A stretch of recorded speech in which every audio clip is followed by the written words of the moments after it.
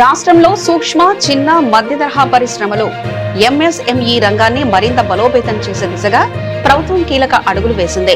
విజయవాడలో సోమవారం నిర్వహించిన one family one entrepreneur MSME growth summit 2026 కార్యక్రమానికి సీఎం చంద్రబాబు నాయుడు హాజరయ్యారు. ఈ సందర్భంగా ఆయన రాష్ట్రంలో కొత్తగా ఏర్పాటు చేయనున్న 38 ఎంఎస్ఎంఈ పార్కులను వర్చువల్ గా శంకుస్థాపన చేశారు. ఈ కార్యక్రమం కోసం ప్రత్యేకంగా నిర్మించిన అంబేద్కర్ కళావేదికను ముఖ్యమంత్రి ప్రారంభించారు. పారిశ్రామిక అభివృద్ధిలో భాగంగా మెటా, అమెజాన్, జోహో వంటి ప్రఖ్యాత సంస్థలతో రాష్ట్ర ప్రభుత్వం ఒప్పందాలు కుదుర్చుకుంది.